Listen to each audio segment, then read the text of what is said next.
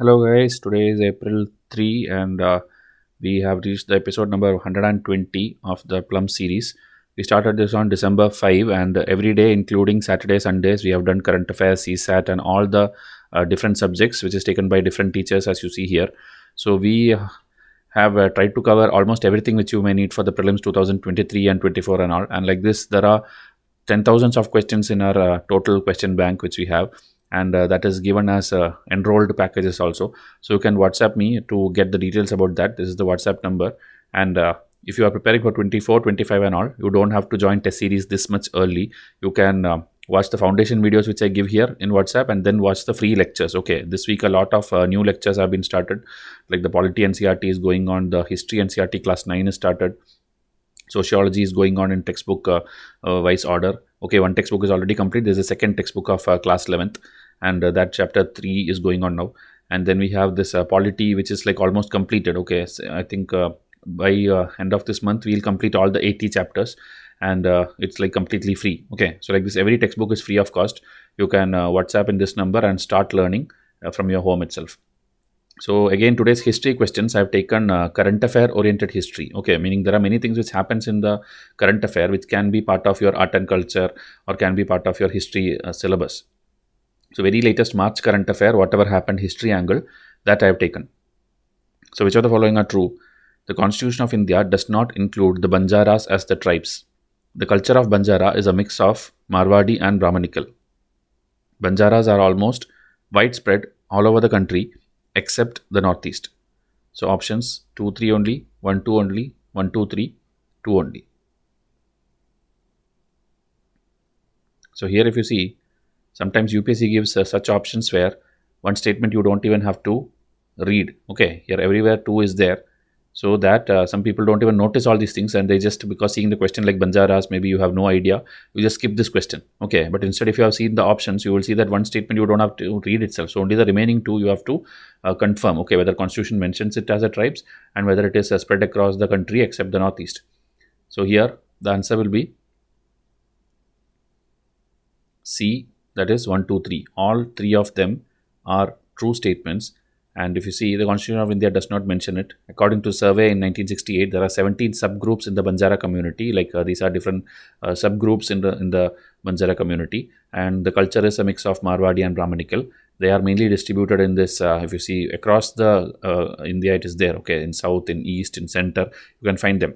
And Banjaras are almost spread over the country except the northeastern states. So now, why it is in news? Why are we asking this? Because Sant Sevalal Maharaj Jayanti is being observed at the national level for the very first time. Okay, so this marks his 284th birth anniversary, and it is organized by Union Ministry of Culture. It is being held at this Dr. Ambedkar International Center in New Delhi. He was actually a spiritual leader and social reformer of the Banjara community. Okay, same like this when a few years back the Lingayat community and Basavanna and other Jayantis and problems were going on in controversies in Karnataka, UPSC asked a question on Lingayat. Okay, that is why now Banjaras is again in the same context, it is there in news. So a question can come. Okay, so this person is known to be traveled in lot of places, eradicated superstitious beliefs and tribal communities. He were trying to bring social reforms. Okay, so he was well versed in Ayurveda, naturopathy, and he was fighting for the rights of these Kshatriya Banjaras, and mainly in this region, Karnataka, Maharashtra region. Okay, he also fought for their language and identity right. He fought against the Mysore ruler and British rulers. He was the first leader to provide security and hope to the Banjaras. Then he died in this place and was buried in this place. So the locations are now in Maharashtra. Okay, wherever he is died and buried, it's in Maharashtra only. So again, his temple oriented and his beliefs, everything is a popular destination of Banjaras even now.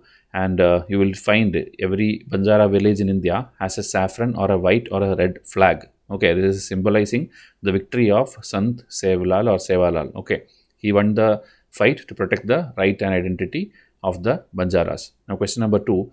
Recently the Indian Prime Minister talked about mandolin's use in Indian cinema music. So which of the following are true?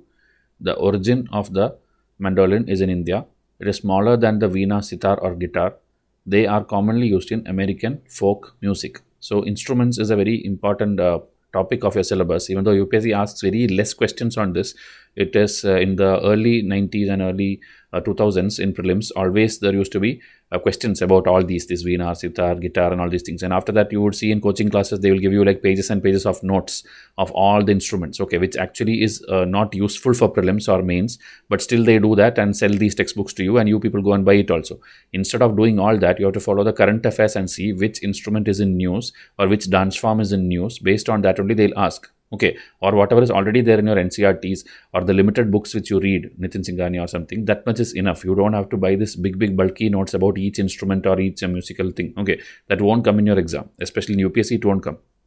So here the answer, okay, which are the following, they're asking for true, okay, answer will be D, 2 and 3 only, because mandolin is not like originated in India, but the other two statements are true. It is smaller than veena, sitar, guitar, and they are commonly used in American folk thing, okay. So this again is a part of this group of instruments called lute family of instruments.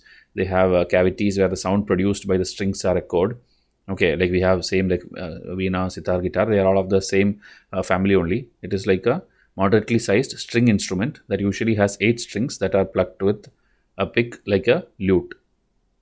So it has a resonator is attached to the neck of the instrument. So these are again technical things which you don't have to worry, okay. They were developed by Europeans in the 18th century as an evolution of the older mandora, okay. It evolved in Italy and Germany. So it's a European instrument, you can tell. And there are two types also, this round backed and the carved top one, and they are commonly used in American folk music. Now the modern form, whatever we have mandolin, is influenced by an instrument maker whose name is written here, okay, in the 19th century. And then his composition list and all is given. Again, as I told, it may not be helpful for UPSC, but still, because there is a current affair thing and because Prime Minister Modi has talked about it in one of his speeches, we have just mentioned here, okay. So you can note down. Okay, again an instrument, question number 3. Which of the following are false statements? Shehnai is a musical instrument that originated in Indian subcontinent. Shehnai is totally different from Nadaswaram of the South India and has no similarities. Ustad Bismillah Khan was selected to perform at the Red Fort when India celebrated its first independence. So again an instrument, again Prime Minister has talked about it. I think in the recent Man Ki Baat session or something, he was talking about all these musical things and also whenever something happens in the country, especially when Prime Minister tells it, it becomes part of your UPSC syllabus, okay. So here, which are the following are false statements? This is what most people like, because you saw a true statement and next question when you went, you forgot to read this, that can cost you marks, okay. So here, Shehnai, the answer will be B, 2 only, okay. It's written like it is having no similarities with Nadaswaram of South. It is actually wrong, okay. It's like almost similar only. It is kind of same kind of instrument, but I think a little smaller, okay. Nadaswaram in South marriages and all, you would have seen a long pipe kind of thing, a long thing which they blow into and then the music comes out. So that one is a long form, and this whatever they have, Shehnai, is a shorter form of it. And Ustad Bismillah Khan is one of the most legendary person who has played at the Red Fort in the first independence celebration also, and it is an Indian subcontinent origin item. So that is why this is true. 1 and 3 is true, but they are asking for false. So answer is 2 only, okay. It originated in India, similar to the Nadaswaram, but it is smaller in size, and maybe the metal which is used and the number of holes it has, everything will be little different, okay. And then Ustad Bismillah Khan, about him, little bit thing is given here. He lived between 1916 and 2006. He is known for Hindustan classical music. He is credited for taking the instrument to high status, and his performances are like always there in big reputed places. He was invited, and he performed in both Hindu and Muslim functions, especially in the Red Fort when India celebrated its first independence, okay. So his music is played on television every year also, even now. Ustad is a Persian word, however it is used in different languages, so that also a little bit about that word, okay, because you would have heard it. And Persian is a subdivision of Indo-European languages, okay. You should know many type of languages. Austro-Asiatic languages there, Indo-European languages there, Dravidian languages there, which we have in South India. So that 4-5 types of languages also is important for your UPSC preparation. Now question number 4. Alaks seen in news relates to which ancient civilization? This again in March current affair it is. Options are Harappan civilization, Egyptian civilization, Mayan civilization, or Chinese civilization, okay. So Alaks, I'll tell you what it is. It is a magical, mythical kind of creatures. Okay, like in Indian this thing stories also you would have heard. Like there are some areas of India where you feel like on a tree one kind of ghost kind of thing is hanging, or some dwarf kind of person is spotted, or in the Himalayas you find a big yeti, which we call a big human or monkey kind of something. Something is a ghost kind of figure is moving around. Okay, but this is all in like mysteries. Okay, there's no proof for it, but there are people who claims that they have seen such figures. Okay, same like that. Alex is a small mythical creature on the trees of a particular area, and it is belief of a particular civilization. So, which ancient civilization are we talking about? Here, the answer is C, Mayan civilization. Okay, so like this in the tree, like this photograph. Actually, the president of I think Mexico or somewhere, he told like I have in a photograph saw this recently. Okay, there are like these sculptures and there already, but real life in present day nobody has seen it. But the president claims that he has seen it in a photograph, so that is why it became debatable and it's in the news. So, small mischievous mythological creature that finds mention in Mayan mythology, believed to be in forest and field, and it will play tricks on the people who will pass through that area. So that kind of things are mentioned here. Okay, it's like just a mythical thing. So you just have to know about Mayans. So Mayans, especially the timeline of Mayans, 300 AD to 900 AD, and they were like excellent in this innovations, architecture, farming, especially mathematics and all. Okay, astronomy. They were the ones who I think that predicted that 2012 world will end, and we had a movie and all, right, 2012 this thing. So that is all by Mayan civilization. Okay. So there is a peninsula, Yucatan Peninsula, located in the Gulf of Mexico, and there a lot of Mayan sites are there. And the president, as I told, referred this creature is seen in the Yucatan Peninsula only. Okay, Mexican president. That is the news which came in Indian Express. So here again, lot of things are there. Like even now people believe in all these things, so you should not disturb the areas there and all. But like we have in India also the new train heritage lines and all, right. The Ramayana circuit, Buddhist circuit and all, they made a Mayan train line, okay, which is connecting all these sites in civilization of the Mayan.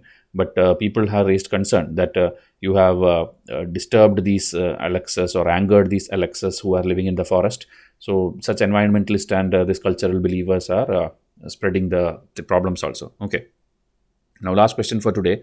1300-year-old Buddhist Stupa was discovered in the Prabhadi site of, okay, meaning a site is there, Prabhadi, so which is located in Karnataka, Bihar, Gujarat or Odisha. So 1300 old, one Buddhist stupa. Okay, you know, Buddhist stupa keeps getting discovered because the origin is here only in India. So it is found every now and then. So now in March again, it is found. So here the answer will be this Prabhadi site. Location is in, answer is Orissa. Okay, so this is discovered in Orissa during a mining operation. So this is the timeline they are telling, 7th to 8th century and 4.5 meter tall. Prabhupada is located in Lalitgiri, which is a major Buddhist complex. There are many other stupas and monasteries also there. Archaeological Survey of India has taken over the site, and there again mining will happen. And here if you see this chondrite mining zones, okay, it's a stone actually, which is used in this Abada scheme. So that mining is going on there. Abada is this augmentation of basic amenities and development of heritage and architectural scheme.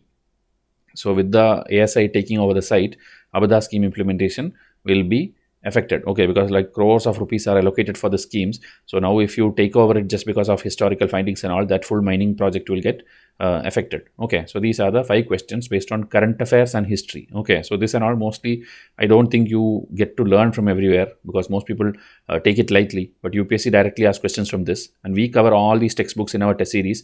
That is why every year we are able to claim 100+ marks in our prelims exam, okay, when it gets over.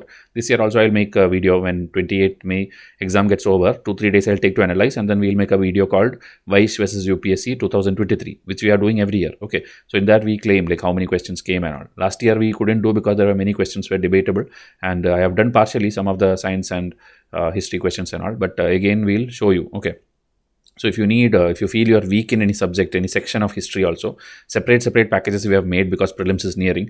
2023 students can come and enroll me in WhatsApp and learn these. Okay, these are all soft copy, unlimited validity PDF. You can use it next year also because these things will never change. Static things are not going to change. Okay, except that we modify some explanations or update something.